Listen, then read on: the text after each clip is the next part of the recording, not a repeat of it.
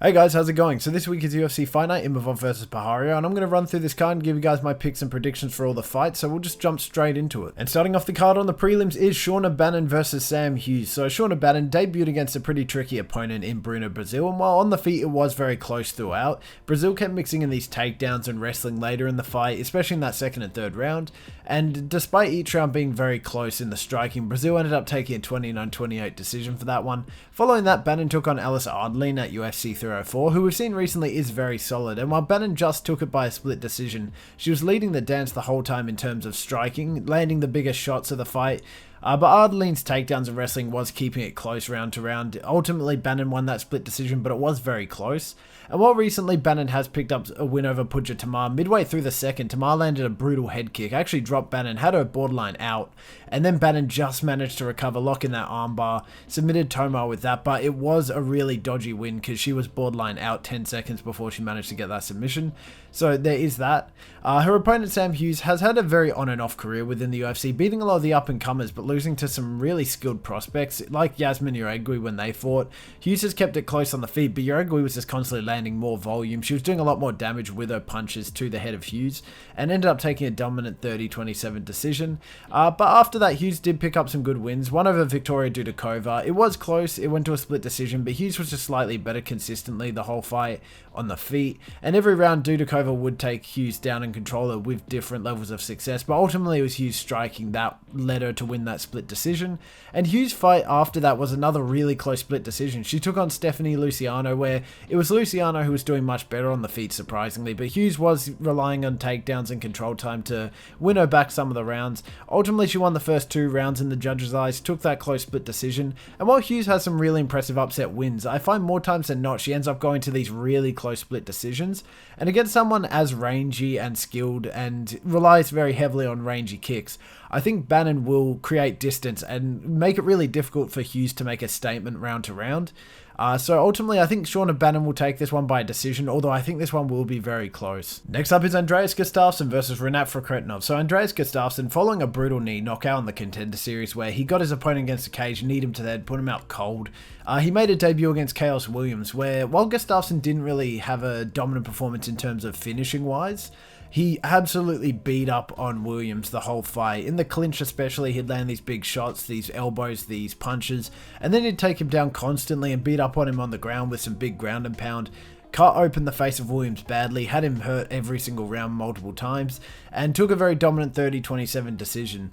He hasn't had much outside of that, and he is just new to the company, so we'll move on to his opponent. Rinat Fakhretdinov has slowly been making his name in welterweight. He got some big wins early in his career, like his first round finish over Kevin Lee, where he knocked Lee down with a big right hand very early into the fight, and while Lee was getting back to the feet, Fakhretdinov caught him in a guillotine, yanked it very tight, submitted him a minute into the first round of that fight. Very impressive win there. His following fights haven't been as dominant though. Against Nicholas Dalby, it was very much less impressive. The fight went to a very close split decision where Fakhretdinov started off strong. He was winning that first round definitely, but as the fight went on, Dalby started to come back, taking each round, I'd say taking the second dominantly, and then the third I thought he took as well. It was a very close round, but he hurt Fakhretdinov bad with a head kick in that third round, which gave it to him in my books, but Fakhretdinov was taking him down, but not really doing much with the takedown. Ultimately, Fakhretdinov took a 29-28 split decision. A lot of people argue Dalby got robbed. It was very, very close. I wouldn't say it was as bad as a robbery as the next fight I'm going to mention, but it was still pretty bad. And his next fight against Carlos Lil was way worse. He took a 29-28 decision in a pretty blatant robbery. Lil was doing significantly more damage on the feet, and while Fakhretdinov was occasionally taking Lil down and holding him on bottom, he wasn't doing anything with the grappling. He wasn't trying to submit Lil. He wasn't ground and pounding. He was just sitting on top, and I thought Lil's power and damage definitely overwrote whatever Fakhretdinov was throwing at him, takedown-wise.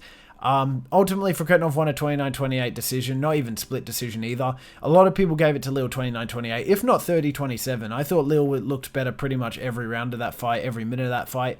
And while at a glance Fakhretdinov's recent performances may give you the impression that he's getting some very impressive wins over some decently big names, his recent fights have been insanely close, and he's been getting caught with big shots more and more. And whenever he does, he usually relies primarily on his grappling. And against someone like Gustafsson, who not only hits hard and will probably catch Fakhretdinov in this fight, but will also meet him in the grappling when he tries to wrestle with him. I can't really see this ending well for Fakhretdinov, so I'm going to go with Andreas Gustafsson for this one. I'm going to say by around 3 TKO. Moving up the card, we have Brad Tavares versus Robert Bryczek. So Tavares most recently took on Gerald Meerschaert in a fight where for the first 2 rounds, Tavares was looking that little bit busier than Meerschaert in the striking, as well as constantly denying the takedown attempt from Meerschaert, really giving him an issue in those first 2 rounds. And while Meerschaert did come back in the third, had a very good final round, Tavares just ended up taking a 29-28 decision through looking better in those first 2 in the striking, not really letting Meerschaert get any wrestling off. His fight before that against Jung Young Park was a lot closer. Tavares consistently looked better on the feet, but was initially doing a good job of defending the takedowns. But as the fight went on, Park started taking him down more and more, particularly in the second and third. And on the ground, he'd just hold top position while Tavares would really struggle to get back to the feet. And sat on bottom position for a large part of the round, with Park taking a large part of those later 2 rounds in control time. And ultimately, Park took a split decision with this wrestling, but it was a very close fight. And Tavares does have some very unfortunate opponents, usually fighting the next guy coming up within the division. His fight before that was against Gregory Rodriguez, who for the first 2 rounds just beat up on Tavares in the striking, got him to the ground as well and controlled him there. And early in the third, he backed Tavares up against the cage, started unloading a barrage of punches on him, and finished him via TKO in that 3rd round. He is decent, but he does usually get put up against these really tough guys, so it is a little unfortunate, but he can hold his own against, like, Meerschaert we saw. His opponent, Robert Bryczek, only one fight within the UFC where he debuted against Ihor Potieria in a fight where, after a close first round on the feet, Potieria started to outwork Bryczek in the striking badly. He landed the better shots, more volume, even managing to knock Bryczek down in the third, and took a unanimous 30-27 decision over him. He just looked way better striking-wise. And while I do think Potieria is a decent opponent, I thought he was pretty good while he was in the UFC, the fact Bryczek started to slow down later in this fight is really concerning, with Tavares usually being able to keep a steady pace throughout his fights, and he always usually pressures forward, is able to deny any takedowns that his opponents throw at him, and he is a pretty competent striker. So for that reason, I think Brad Tavares is going to take this one. I'm going to say by decision win. Next up is Sam Patterson versus Trey Waters. So Sam Patterson most recently took on Danny Barlow in a fight that ended very quickly. Patterson lands this massive right hook early in the fight, drops Barlow badly, follows up with some ground and pound to finish the fight via TKO in the first round. And even before that, he got a very quick finish against Kiefer Crosby, who admittedly is a less impressive opponent, but Patterson made easy work on getting Crosby to the ground and very quickly found an arm triangle opening on the ground, submitted Crosby midway through the first round. And we see throughout his resume, these first round finishes are very common. His fight before that against Johan Lyonese ended a very similar way to the Crosby fight. Patterson got him to the ground, very quickly found a opening to lock in a rear naked choke, and submitted Lyonese midway through the first round. Very quick, easy finish for him once he got him there to the ground. Very quick finisher. His opponent, Trey Waters, only has 2 fights within the UFC, to which he's won both of them. His debut being against Josh Quinlan, where throughout the fight, Waters stayed one step ahead of Quinlan on the feet. He was landing significantly harder shots and doing a lot of damage to the face of Quinlan. Taking a very dominant 30-27 decision just through constantly looking better in the striking. His fight after that was a lot more competitive against Billy Ray Goff, where Goff was putting up a way bigger fight than Quinlan, constantly firing back whenever Waters would throw, keeping up a high pace throughout the fight. Both these fighters kept a high pace in striking numbers just throughout the whole duration of the fight, and they were both dealing some massive damage. Not only they were dealing the damage, they were also receiving quite a bit of damage. Both fighters were beat up quite badly by the end, and Waters ended up taking a decision. Granted, each round was very, very competitive, and while Waters has taken 2 very dominant decisions in his 2 fights, I can't see Patterson letting the fight go to a decision in general. I think Patterson will be chasing a finish in this fight, and I can see Waters really struggling with that constant pressure, especially in the grappling department. So for that reason, I'm going to go with Sam Patterson. I'm going to say by round 1 submission. Next up, we have Harry Hardwick versus Kaue Fernandez. So Hardwick, following a short stint on Bellator, had moved to Cage Warriors, where he racked up a very impressive 7-0 record, and he's demonstrated a very strong sense of well-roundedness. On the feet, I'd say he's a little bit better, but he is also very proficient on the ground. He has both TKO and submission wins within his run at Cage Warriors, and he's also become the champ there, and had a pretty good run as champion at Cage Warriors. Now moving to the UFC, it's hard to tell how that will translate, but we'll have to see in this fight, but he is a pretty good prospect. His opponent, Kaue Fernandez, debuted with a pretty bad performance against Mark Diakise, where while Fernandez did meet Diakise in the wrestling in that first round, Diakise just started to dominate Fernandez in the second and third with takedowns and wrestling, and while it did go to a split decision, I thought it was more obviously Diakise's fight. He was constantly just doing a little bit better in that grappling. However, Fernandez did come back strong with a pretty amazing performance, to be honest, against Muhammad Yahya. Especially recently, we've seen how much punishment Yahya can take, where he just beat up on Yahya from the first round. First 30 seconds, he lands this big right hand, followed by some massive ground and pound, put Yahya away in the first round. Very, very impressive. Recently, he had a massive upset win over Graham Kutulidze as well, where Fernandez took a dominant 30-27 just through beating up on Kutulidze the whole time, even dropping him with leg kicks in the second and third. And from the second round on, Kutulidze just didn't do anything. He kept getting hurt to the body, to the legs, to the head. Fernandez was mixing it up really well. And while against Ziam, I did think this fight was going to be close. I thought Ziam was going to do a little bit better than Fernandez. Against someone last minute like Hardwick, who stepped up last minute, he hasn't really had that UFC experience. I think Kaue Fernandez will have a much easier time. This is a much more manageable opponent for him. And I think overall his experience will reign supreme here. I also think he has a bit more preparation time. I don't think Hardwick was training for a fight leading up to this. So for that reason, I think Kaue Fernandez will take this, and I can see it being a third round TKO. So I'm going to go with that. Next up, we have Marcin Tybura versus Ante Delija. So Tybura most recently took on Mick Parkin in a fight that was a lot closer than a unanimous decision would lead you to believe. Tybura barely took Parkin down in the fight and chose to stand and strike with him instead, surprisingly, which left most of the fight really close. Volume-wise, power-wise, it was a very close striking battle. Tybura adopted this new Muay Thai style as well in this fight, which helped him keep up on the feet with Parkin. He even managed to take a 29-28 decision through it. It was very close striking battle throughout, and there were times where Parkin would take over. I actually saw it being a split decision. You could even argue a Parkin win, but it was super close. Before that, Tybura took on Denis, where he demonstrated that on the ground he does have a very solid base as well. In that first round, he took Denis down, held him on bottom position for pretty much the whole round, and then in the second, took him down again midway through the round and started raining down these massive shots from top position, this big ground and pound, elbows including, that were doing some massive damage, busting open the face of Denis. In fact, it got so bad, the damage to Denis' face, that the doctors stopped the fight at the end of the second round. Tybura took a second round TKO for that one, and despite his skill on the ground, he's not completely safe there. In the rematch against Sergey Spivak, Tybura looked good early on. He reversed Spivak's takedown, got top position, but when he wasn't paying attention, Spivak pulled this armbar from bottom that ended up submitting Tybura early in the first. So while he is good on the ground, he's still not immune to those submissions.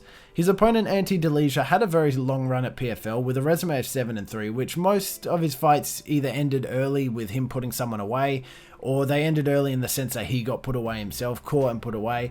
And while Delija could catch Tybura on the chin in the striking early, I think Tybura has been working on the striking and adopting this Muay Thai stance, which I think will really help him, especially with his distance control. And I think the fight will more likely result in Tybura taking Delija down and landing some good ground and pound, even possibly finding a submission, which I actually think might happen. So for that reason, I'm going to go with Marcin Tybura, and I'm going to say a round 2 submission for this one. Moving up the card, we have Umar Sy versus Brenton Ribeiro. So Sy debuted in the UFC with a very impressive performance against Turco Tokos, where after taking Tokos down early in the round, Sy transitions to the back against the cage, locks in this rear naked choke to submit Tokos late in the first. A very impressive debut from him. His follow-up fight against Dawoon Jung was also pretty dominant. Sy outstruck Jung pretty much by double the volume every single round, landed the harder shots of the fight as well, and took Jung down in the first and third to ultimately take a dominant 30-27 decision.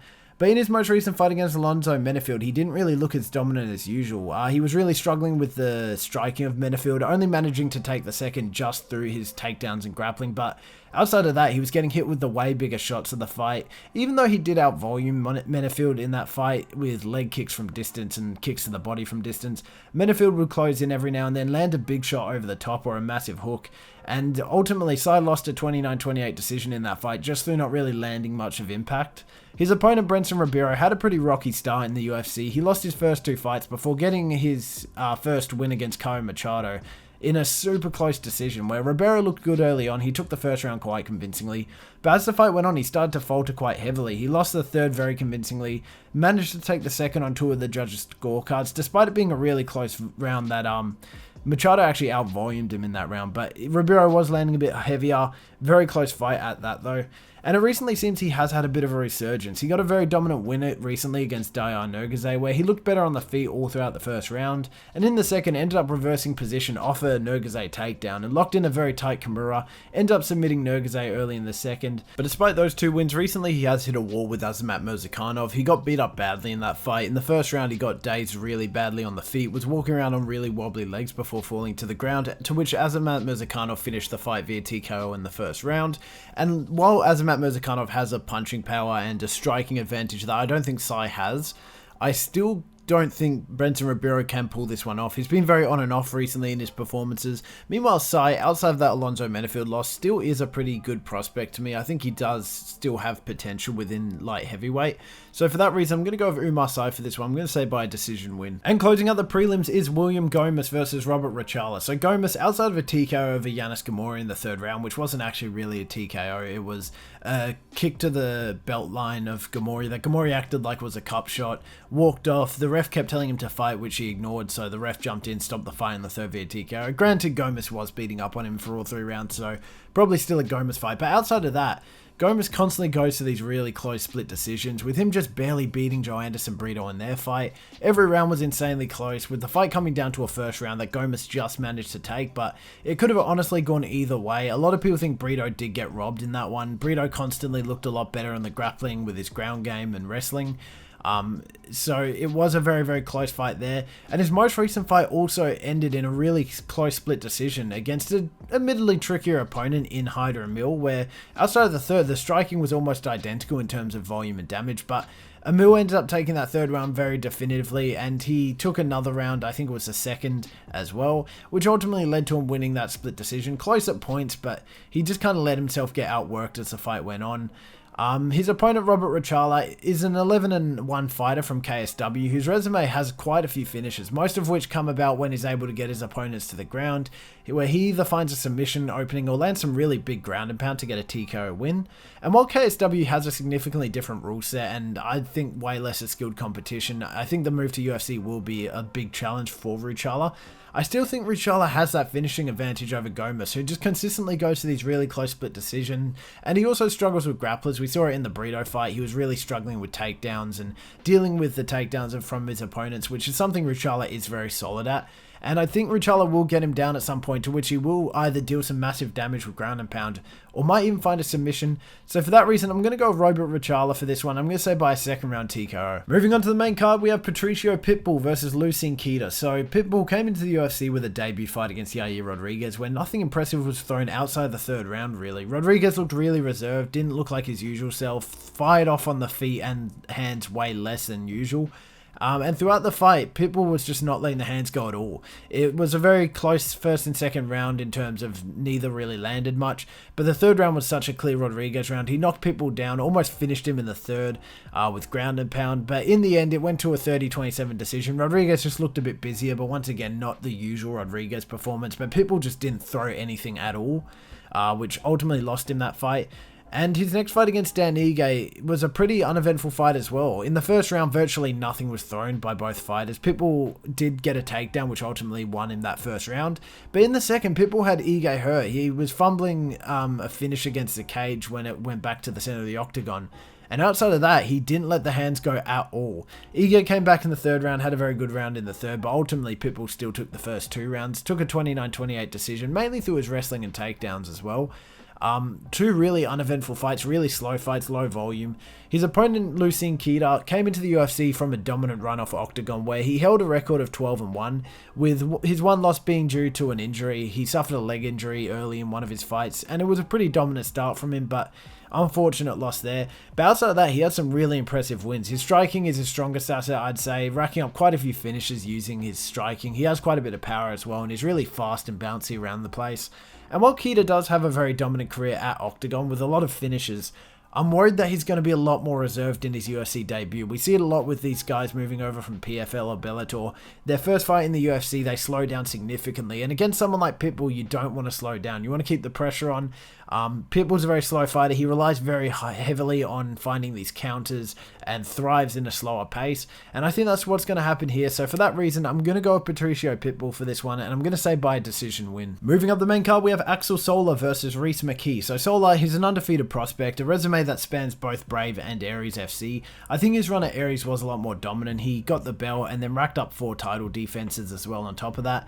And as well as that, he has a few finishes here and there. He does have quite a few decisions, a few finishes, mainly TKOs. He's not really a knockout guy, but he will often finish via TKO when he gets a fight to the ground or against a cage. He'll start landing some big shots. His striking's also pretty good. I think he's pretty well-rounded overall. Not much else to go off of base other than his wins at Brave and Aries. His opponent in this fight, Rhys McKee, was cut from the UFC back in 2024, where he lost his first 2 fights. His second loss has been to Chidi Njokuani in a split decision, which is actually pretty impressive with hindsight. Njokuani's pretty tricky to beat. And while Njokuani was beating up on McKee quite badly in this fight, McKee was constantly bringing the pressure to him, firing back, landing occasionally with some big shots, but ultimately, Njokuani was just more consistent, landing better shots consistently. Won a very close split decision though. But recently, McKee's come back into the UFC, where his first fight back was against Daniel Frunze, who was a very dangerous striker. He came off a dominant finish on the Contender Series. And in this fight, McKee stood his ground when Frunze would try and outstrike him. He wouldn't really let Frunze pressure forward on him, and McKee was firing back with these massive shots, so we're ultimately dropping Frunze badly. I think he got dropped 3 times in the first round of that fight. And then at the end of the first, Frunze's eye was swelled up so badly that the doctors jumped in, stopped the fight in the first round. It was swollen shut really badly. Impressive win for McKee on his comeback, and while I initially counted McKee out of that fight, I think McKee was a lot better than I thought he was initially. I think Sola would try and take him down and finish him on the ground, but I think McKee is way too scrappy to let Sola get close and shoot him for these takedowns. And I think before he can get much off, I think Rhys McKee will catch Sola with something big in this fight. So I'm going to go with Rhys McKee, and I'm going to say by round 2 KO for this one. Next up on the card is Bolaji Oki versus Mason Jones. So Oki debuted against Timmy Kawamba in his debut fight, where it was a very close decision. In the first round, Oki took it through his striking and wrestling, but Kawamba came back in the second round, started looking a lot stronger later in the fight. Came down to a very close third round, which Oki ended up taking just through looking that little bit better on the feet, but it was a very close decision at that, and not the best of debuts.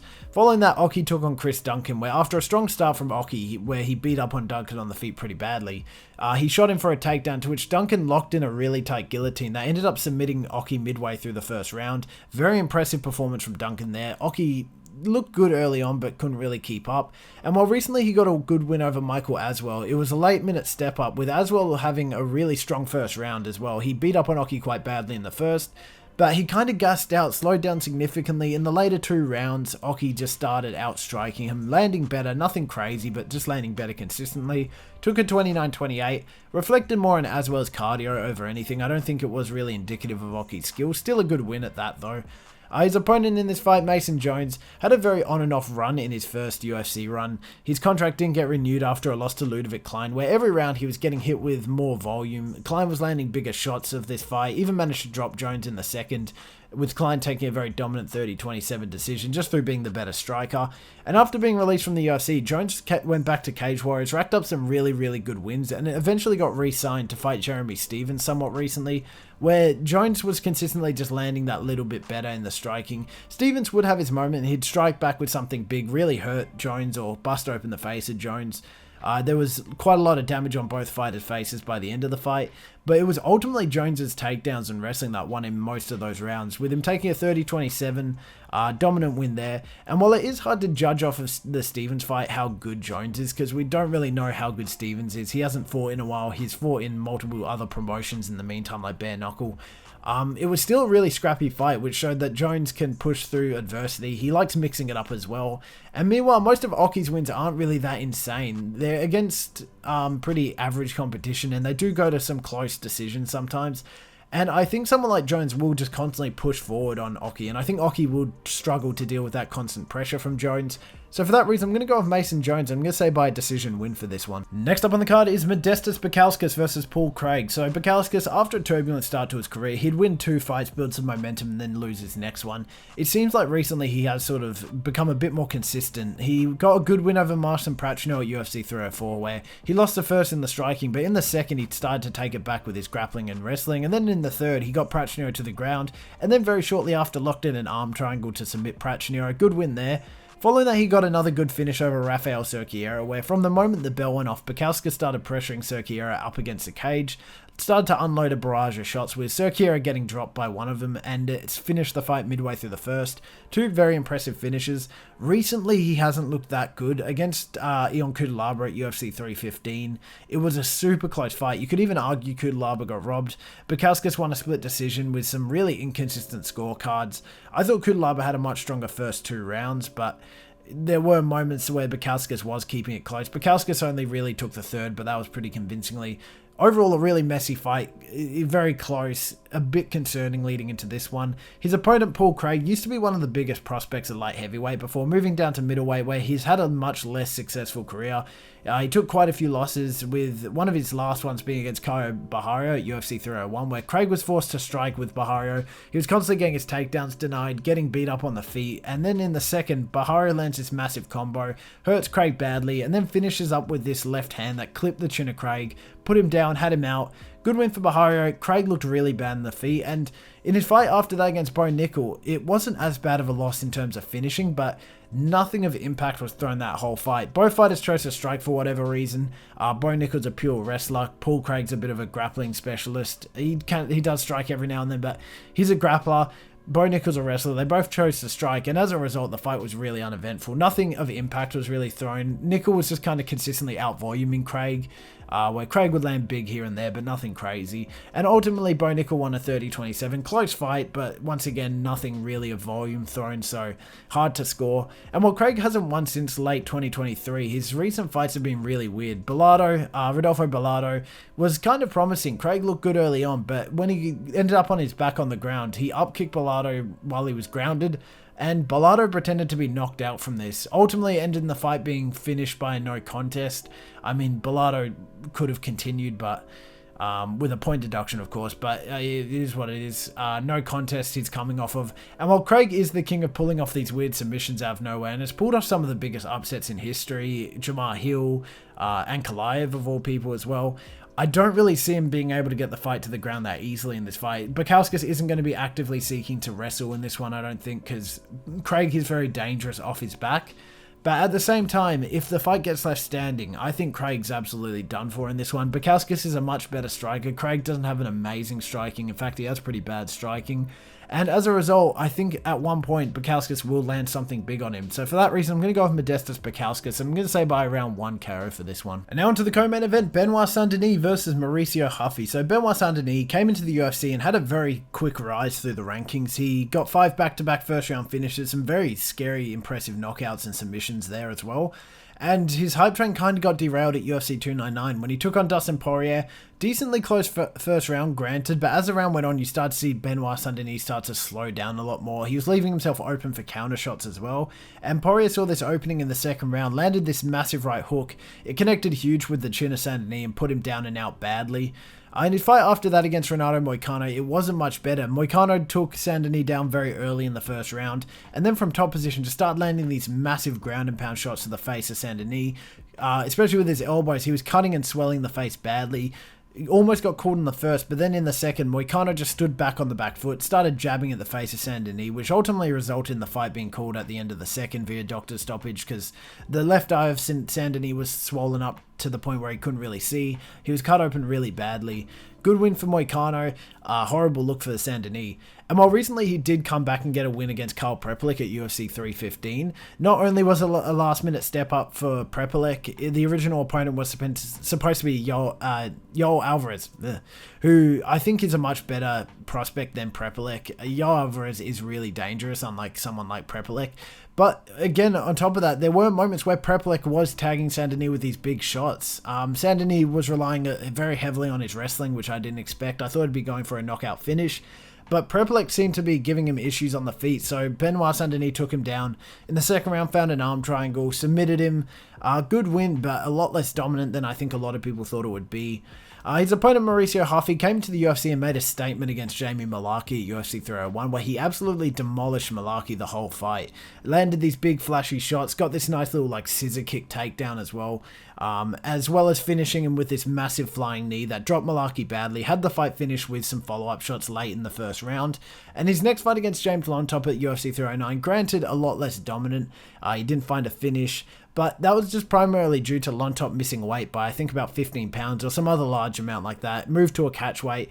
And Ruffy was landing still these big shots. He wasn't able to finish Lontop. Lontop's chin's pretty good on its own, let alone when he misses weight. But he still managed to drop Lontop, was hitting him with these really big shots, and ended up taking a 29-28 decision.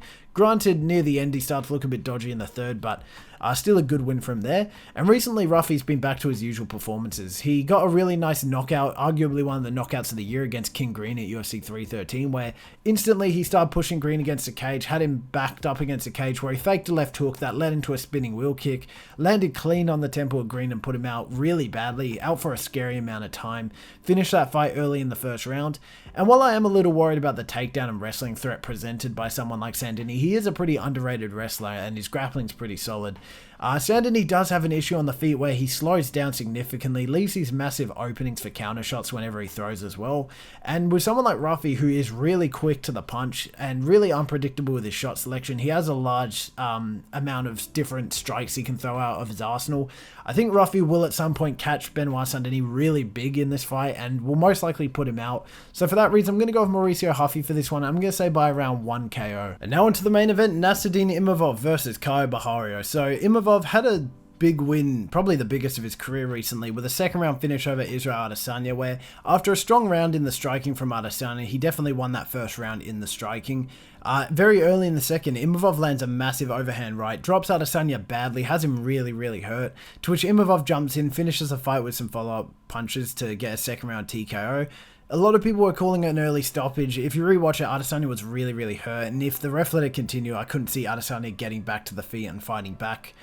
So I thought it was a pretty good stoppage. His fight before that against Brendan Allen also demonstrated a decent grappling base from Imavov. Allen took the first round through his takedowns and wrestling, but as the fight went on, Imavov started to defend Allen's takedowns a lot more. And in the second and third, he even had moments where he's controlling Allen on the ground from the back or getting top position and landing a few shots from there. And then just on the feet, outstriking Allen pretty much the whole fight. Imavov ended up taking a 29-28 decision for that one. Before that, against Jared Cannonier, he had a bit more of a controversial fight. It got stopped in the fourth round after Imavov hurt Cannonier really badly. Granted, Cannonier was still standing on the feet, holding up a guard. Really hurt though. The ref jumped in, stopped it. Very early stoppage, but I could have seen Imavov finishing the fight via TKO if it didn't stop there. So, justified in some sense. But on top of that, it was a really close fight leading into the fourth. I had it 2-1 for Cannonier. You could argue 2-1 Imavov. The third round was really close, but Cannonier was putting up a good fight leading up to that, which makes the finish somewhat unfortunate because there is a small possibility that Cannonier could have come back and won a decision, but very close fight leading up to the finish in that one. His opponent, Caio Borralho, is currently undefeated within the UFC, with his first big win being against Abus Magomedov. Very good first round from Magomedov in the striking, but as the fight went on, Borralho just started to pick it up in the striking as it went on. Took the last 2 rounds through, landing the bigger shots, even managing to drop Magomedov in the third round, which secured him a 29-28 decision. Following that, he had a really dominant performance against Paul Craig at UFC 301 that I mentioned before, where after beating up on Craig for the first round, he lands a combo that finished Craig, left hand that put him down and out badly. Second round win there, got a bonus as well on top of that. And while recently against Jared Cannonier, Borralho was struggling in those first 2 to 3 rounds. I think he lost the first and third.